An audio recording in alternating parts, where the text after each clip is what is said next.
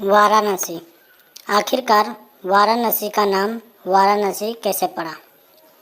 यह द्वापर युग की बात है, जब प्रभु श्री कृष्ण के सुदर्शन चक्र ने काशी को जलाकर राख कर दिया था। बाद में यह वाराणसी के नाम से प्रसिद्ध हुआ। कथा कुछ इस प्रकार है। मगध का राजा जरासंध बहुत ही क्रूर और शक्तिशाली था। उसके पास असंख्य सैनिक और दिव्य अस्त्र शस्त्र थे। इसी कारण आसपास के सभी राज्य के राजा उससे मित्रता रखते थे। जरासंध की 2 पुत्री थी, जिनका नाम अस्ति और प्रस्ति था। उनका विवाह मथुरा के राजा कंस के साथ हुआ था।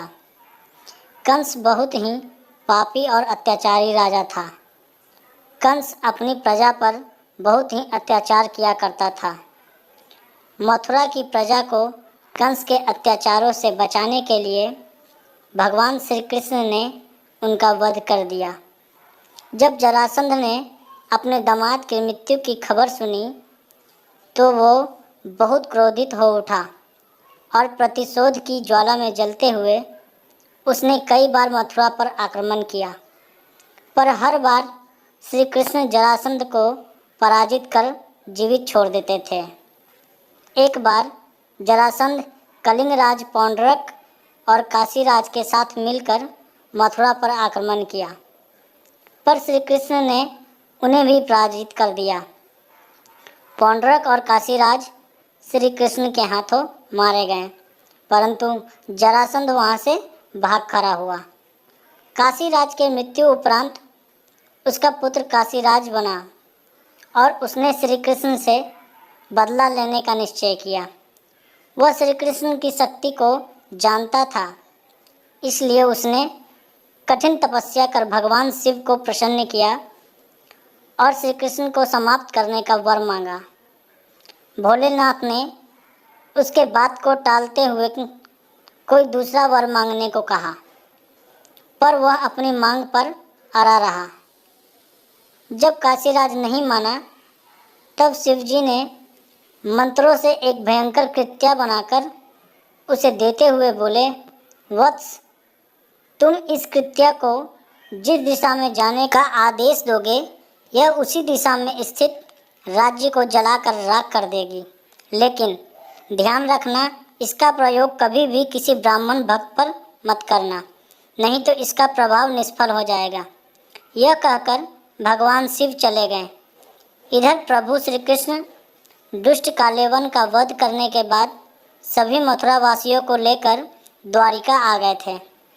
काशीराज ने भगवान शिव से मिले कृत्या को श्री कृष्ण का वध करने के लिए द्वारिका की ओर जाने का आदेश दिया, परंतु काशीराज को यह पता नहीं था कि श्री कृष्ण एक ब्राह्मण भक्त हैं।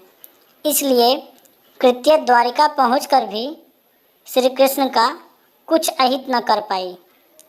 पर उस कृत्या को रोकने के लिए श्री कृष्ण ने अपना सुदर्शन चक्र उसकी ओर चला दिया। भगवान श्री कृष्ण जी का चक्र भयंकर अग्नि उगलते हुए कृत्या की ओर झपटा। कृत्या ने देखा कि उसके प्राण संकट में है तो भयभीत होकर वापस काशी की ओर भागी। सुदर्शन चक्र भी उसका पीछा करते हुए काशी की ओर जाने लगा। वहां पहुंचकर चक्र ने कृत्या को तो भस्म कर दिया, इतने से उसका क्रोध शांत नहीं हुआ और सुदर्शन चक्र ने काशी नगर को भी भस्म कर दिया। चक्र के क्रोध के आगे उस नगर में कुछ भी नहीं बच पाया। पूरा नगर राख में तब्दील हो गया।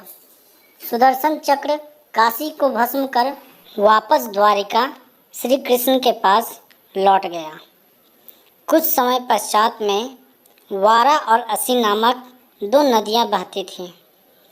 उन दोनों नदियों के मध्य में ये नगर फिर से बसा। वारा और असी नदियों के मध्य में बसे होने के कारण इस नगर का नाम वाराणसी पड़ा। इस प्रकार काशी का वाराणसी के रूप में पुनर्जन्म हुआ। दोस्तों, कैसी लगी आपको ये कहानी हमें कमेंट करें। ऐसी और भी कहानियाँ पढ़ने या सुनने के लिए लाइक, शेयर और सब्सक्राइब करें। धन्यवाद।